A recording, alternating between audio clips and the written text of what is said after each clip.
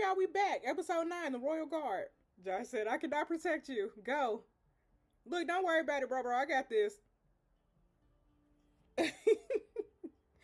y'all. Y'all want me? Come get me then. The mercenary said, oh, did this delicate flower just challenge us? Ain't a rose without thorns. I like it a little rough anyway. Screw that. Just kill her and go after the king. Have you two forgotten about our contract? He said the original plan was to do it inside the palace anyway. The king is not our only target. We'll have to break inside the palace eventually. Okay, who else are they after? Who wants the king dead? Right. He said, you talking too much in front of these two, you fool. With our venom, the royal guard will be dead by the end of the day. As for this little rose, you really think she'll make it back to the palace? He said, oh, look at those pouty lips. It won't be so bad. I can make you very happy if you come willingly. So y'all, if they just like that other dude I beat up back at Solana's, I can definitely take them on. Okay, I ain't recovered yet, but I may be able to throw an attack or two, but fighting them head on will be suicide. Y'all, I'ma actually seduce the two horned dogs to fight against each other, cause I feel like they'll do it. They'll do it. If I come with you willingly, will you be gentle? He said, of course. I'd really hate to hurt a beautiful woman like you. Okay, the thing is, I was trained to serve His Majesty, though. I have skills that can make you very happy, too. The mercenary grins as his eyes flash with excitement. However, you glance at the mercenary with green hair. I said, I'll only serve you, not him. You are much more of a man than he is. Look at him. He said, you heard the lady, brother. She mine. He said, I don't recall this being her choice. If you don't plan to share, I'll just claim her for myself. He said, come on, just go to the tavern and grab a whore. Oh my God. He said, why I gotta pay for wenches when you get to be served like a king by a beauty like her? He said, like the beautiful lady says, I'm more of a man than you are. I'm taking her for myself. You'll have to kill me to get to her.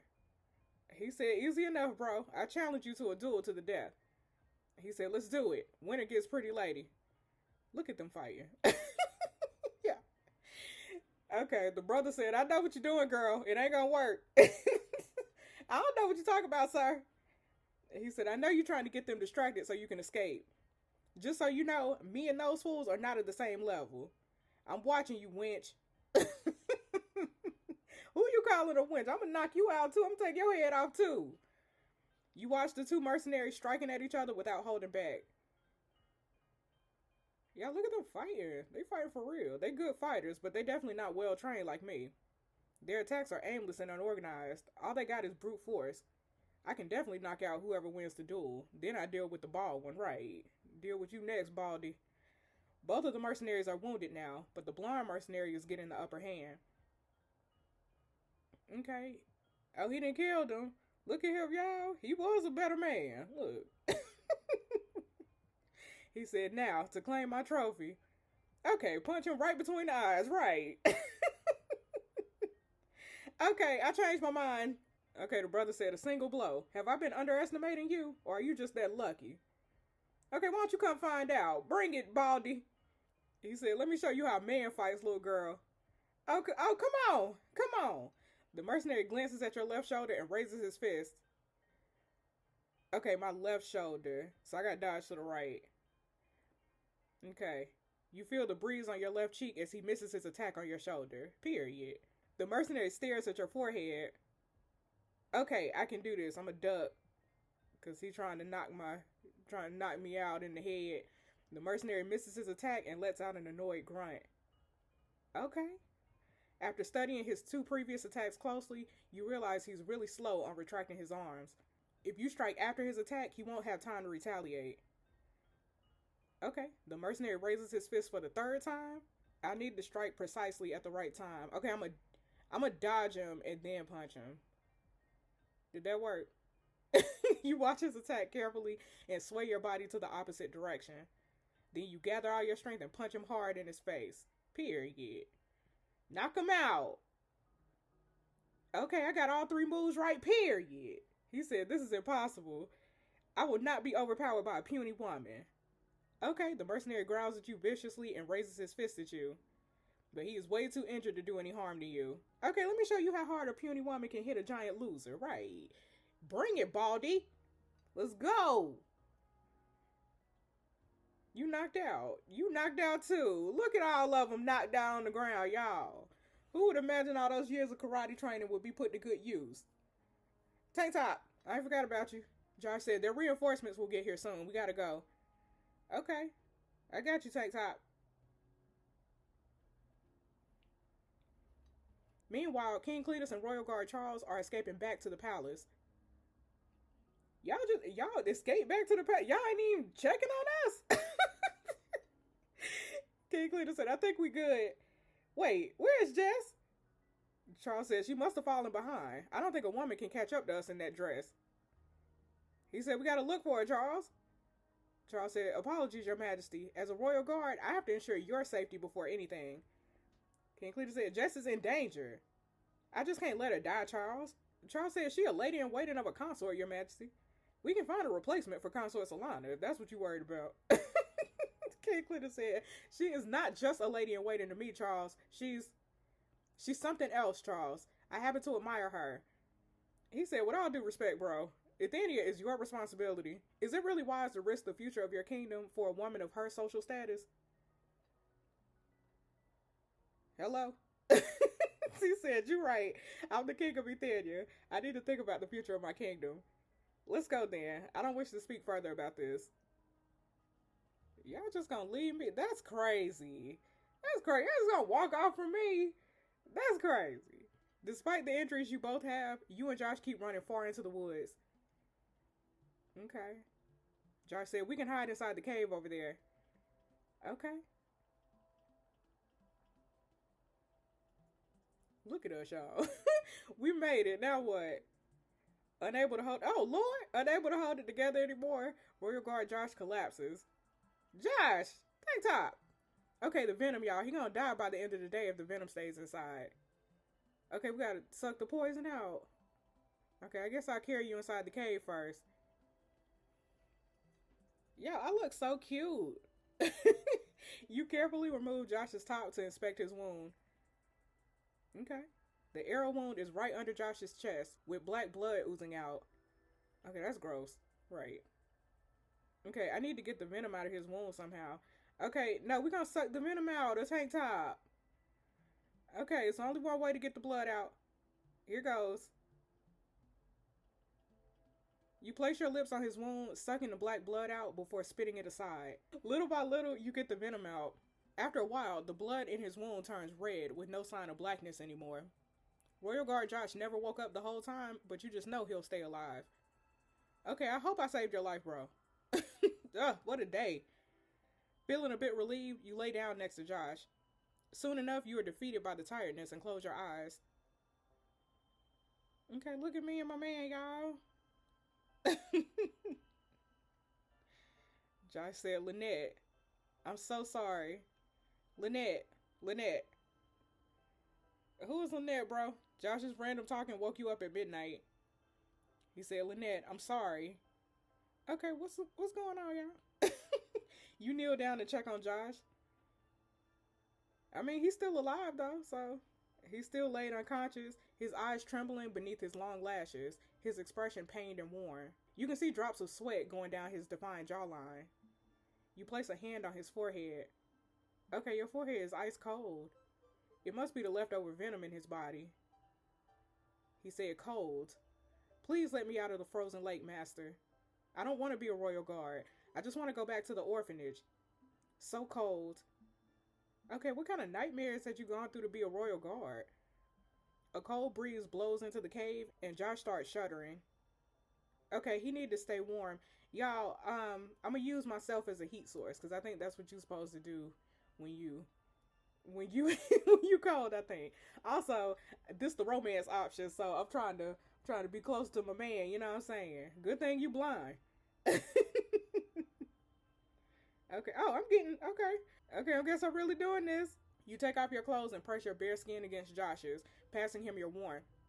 He's much bigger than you, but you try to cover him up with your body as best you can. Eventually, Josh starts shuddering and you fall asleep with the sound of his steady breathing. Okay, so I'm just laid on him naked? That's crazy. That's crazy. Meanwhile, back at the palace. Can you imagine waking up and it's just a naked person on top of you. That's crazy. Solana. Solana said, "Where's Jess, Your Majesty?" Charles said, "Your first question should be regarding the condition of His Majesty, my lady." King Cletus said, "Bro, relax." We were airbushed by the green scarves. Jess didn't make it back with us. Look at Solana. He said, "I'm sorry, Solana." She said, "No, Your Majesty. Jess will not die just like that. I believe in her. I know she's alive." Charles said, "Your lady in waiting is dead, as much as you don't want to believe." Solana said, "Did you see her die?" He said, "No, but I know she was dead. Josh was poisoned. There's no way she could have outrun 3 mercenaries wearing a dress." She said, "Maybe Jess was not trying to run from them. I know she would stay to fight. Your Majesty, please look for her. I know she's still out there." King Cletus said, "I'll send men to look for her first thing in the morning, but you need to prepare for the worst." She said, "Thank you, Your Majesty. I'll stay here until Jess returns." Charles said, "Suit yourself. Shall we head back to the royal quarter, Your Majesty?" King Cletus lets out a sigh, and he said, "Let's go." That's crazy. You just gonna leave. That's why I ain't doing the romance option with King Cletus, y'all. Because that man just left me to die. That's crazy. It's crazy. The next morning. Okay, look at me in tank top laid up. Josh said, "Jess." Woken up by Josh, you slowly open your eyes. You feel the body below you trying to move, brushing against your bare skin. Your cheeks flush red with embarrassment, and you sprung up. I said, "I'm gonna get dressed real quick." "Girl, he blind. He can't see you." Josh said, "Jess." I said, well, you were cold. You were cold, bro." He said, "Thank you for keeping me warm. I really appreciate what you did for me." I said, "Did you just smile?" He said, "It was a mistake. This venom is taking a lot out of my restraint." I said, "You're too hard on yourself. It's only normal to have emotions." He said, "So from what I heard, you were quite a fighter. I highly doubt a militia could possess such skills, let alone a daughter that he trained. The way you talk, the way you do things, the way you fight, you're definitely not from Ethania. But I believe you have no intention to cause any harm to His Majesty. With your skill, you could have done something if you wanted to. Your business is your own, and I'll stay out of it." Okay, it's a long story how I ended up in Ethania, though. You might not believe it, but I'm just trying to find my way back home. Royal Guard Josh raises his eyebrows. He said, "Where are you trying to go back to?" I said, "It's really far away. Really far. Please don't tell nobody about this, okay?" He said, "I'll keep your secret as you saved my life, but you should tell His Majesty. I can feel he really cares about you." I said, "I'll think about it." I ain't telling that man nothing. The king, the last person I want to talk to about this. Right, he left me to die too. "Okay, Josh, who's Lynette?" He said, "What you know about Lynette?" Josh's sudden display of strong emotion startles you. Royal Guard Josh realizes he has alarmed you with this sudden rush of emotions. He said, "My bad. It was a long time ago. There's no point talking about it." I said, "You were mumbling that name multiple times last night. That's why I'm curious." He said, "It's nothing but youthful infatuation that ended in tragedy, a painful memory. It will always be my own burden. Anyway, let's head out. I kind of want to know the story. Tell me the story, Tank Top." I want to know. Okay, I'm going to make him feel better. I'm going to say, because I want to share your burden or even be a part of it. Your burden don't have to be just yours. I'm willing to share it with you or even add more to it. Royal Guard Josh turns his head away as if he's avoiding your eye contact. He said, "This will not work." Why would he need to avoid my eye contact if if he blind? He ain't making eye contact with me no way. Okay, Josh said, "This will not work, Jess. Let alone the fact the king is interested in you. I'm a royal guard of Ethania. I swore an oath to serve until my last breath, and I can't be associated with anyone." "Okay, what about how you feel? You talked about how the king feels, the oath you swore, but you never told me how you feel about me." He said, "I do not feel, Jess. I can't. You're the most remarkable woman I know, and I will always be here to protect you. But I will not make the same mistake again." You gonna tell me the story? Oh, you are gonna tell me the story. Okay. "It was 2 ages ago. I just made it to be a royal guard to serve His Majesty." I didn't know that really worked. Josh said, "Your Majesty, how was your evening?" King Cletus said, "You don't have to ask how I am every time you see me, Josh. I'm standing here. Obviously, I'm well." Josh said, "Yes, Your Majesty." He said, I want you to go and escort concubine Lynette here for night attendance. I know this is your first time going into the concubine quarter. Don't get lost. He said, right away, Your Majesty. Okay, Lynette was a concubine. Josh said, so I went to the concubine quarter, into concubine Lynette's chamber. The first thing I saw was her slightly dark-toned blue hair and her slender body through her blue dress. I could see why she was the king's favorite without even seeing her face. She must have read something interesting in the book. She burst in laughter with the sweetest voice I'd ever heard. 1,000 nightingales couldn't have mustered a more beautiful sound. I was trained to restrain my emotions, but I couldn't help myself. Enchanted by her innocence and beauty, I found myself chuckling. God. She said, you startled me, Royal Guard. He said, my apologies, Your Grace. His Majesty has sent me to escort you to the chamber for night attendance. Her eyes instantly flashed with happiness.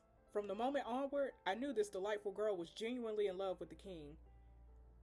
She said, let's go, Royal Guard. He said, yes, Your Grace.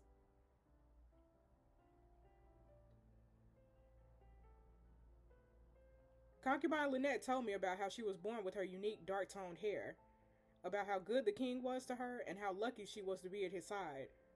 I loved hearing her sweet voice when she talked, and the way her beautiful hair flowed with the night breeze. His Majesty chose her for night attendance almost every night for a whole age. Escorting concubine Lynette to His Majesty's chamber was the highlight of my days serving in the palace. I was happy just to be able to see her smile and hear her laughter. Until one day, what happened? King Cletus said, how did the kingdom of Gregolia hear about concubine Lynette? Arthur said, everyone in Ethenia knows about her grace's dark-toned blue hair. The beauty of concubine Lynette is known throughout Ethenia and the neighboring kingdoms. Word spread like wildfire, Your Majesty. King Cletus said, doesn't the Gregolian king know concubine Lynette is my empress? He said, the Gregolian king cares little about that. He wiped out a couple small kingdoms and took the beautiful young queens as his empresses. King Cletus said, Gregolia's army is very powerful, Arthur. However, we don't submit to threats over here, bro. Arthur said, I'm sure you know what you have to do, Your Majesty. Even without Gregolia's powerful army, we cannot go to war just for one woman.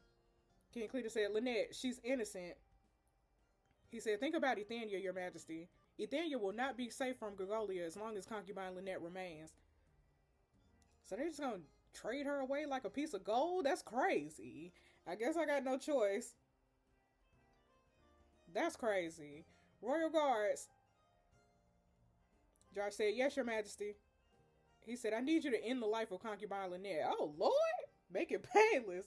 What you mean? I thought they were just going to give her away. Y'all. Your Majesty. Please reconsider. Her Grace had nothing to do with this. King Cletus said, I know, Josh, but this is for the greater good. Ethenia cannot submit to threats, nor go to war just for one woman. But Your Majesty. King Cletus said, sweetie, did you not forget that you my weapon, Royal Guard? Hello? Look at all of them. Just go, both of you. I need some time alone.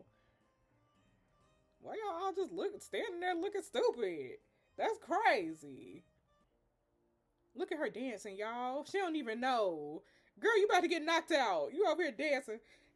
And there she stood, not knowing her fate was already decided. Right. Your Grace, turn around. Lynette said, yes. Did His Majesty ask for me? Josh said, His Majesty had ordered for your execution. I'm so sorry, Your Grace. Y'all. Lynette said, are you making a joke? You're not serious, are you? Josh said, I had killed before and had no problems getting my hands dirty. Although not everyone I had killed deserved death, at least the other orphans were trying to kill me as well. As for the others, they all did something that deserved punishment, but concubine Lynette, all she ever did was being born with her unique dark-toned hair and her beauty. Josh said the Gregolian king had requested for you as a tribute. Ethenia cannot submit nor go to war because of you, so you have to die. I'm so sorry, Your Grace. I'll make it quick and painless, I promise. Lynette said, please, Josh. The fear in her eyes was so much, too much for me to overlook. As I raised my hand, tears started falling off her big green eyes. She did not beg for mercy, but the way she looked into my eyes spoke more than enough. Josh said, I'm sorry. I bit my lip and closed my eyes as I wrapped my arm around her neck. Though with my eyes closed, I could still see her big green eyes looking at me, hoping for mercy. I didn't know how long I was standing there afterwards. Eventually, my tongue tasted the saltiness of blood. I was biting my lip so hard that I bled all over my chin.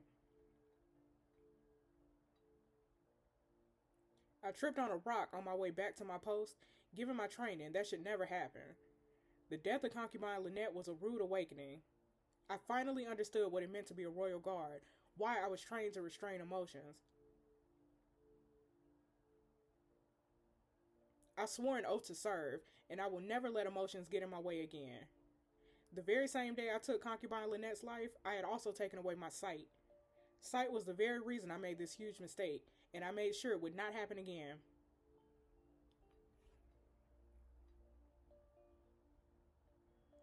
And from that point onward, I never developed emotions on anything again.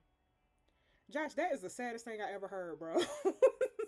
He said, "You think that's sad? I don't feel anything towards it anymore." His sentence cut off with a pained expression on his face. Josh, I'ma hug him, y'all. I'ma hug Tank Top. Give me a hug, Tank Top. Bring it in. You approach Royal Guard Josh and give him a comforting hug.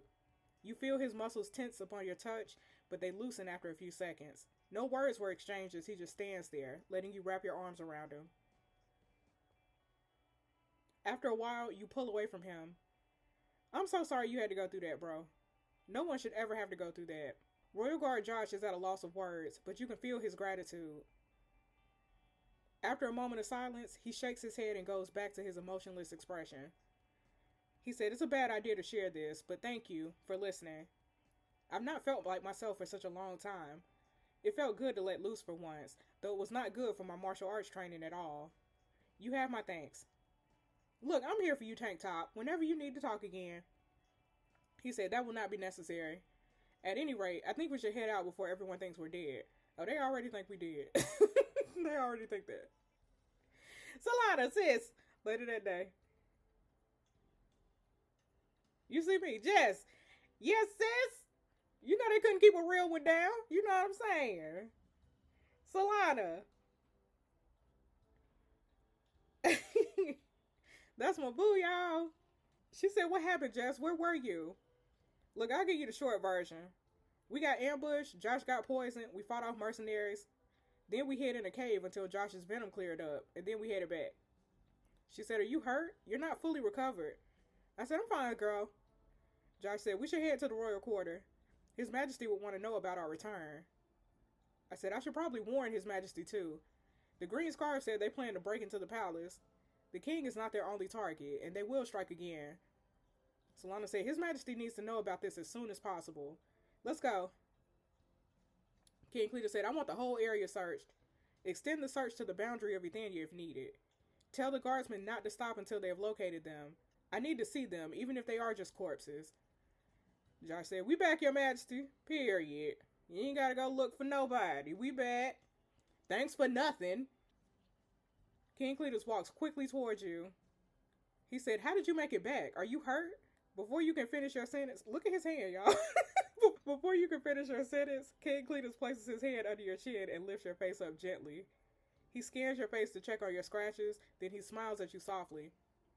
He said, "If they hurt you, I will send every single man I have to root them out, and I'll make it hurt." You ain't gotta do that. King Cletus switches back to a gentle voice. "Are you wounded?" Feeling embarrassed, you take a step back to get away from his hand. I said, "Just a few scratches, Your Majesty." He said, "I tried to go back for you, but Royal Guard Charles reminded me of my position." Okay, I understand, Your Majesty. I don't understand. Suggestions don't understand, but okay. I can handle myself. You don't have to worry about me. He said, "No doubt. Royal Guard Josh was in no shape to fight. How did you two make it out?" "Just fought off the mercenaries, Your Majesty. Then we hid in a cave until I got the venom out."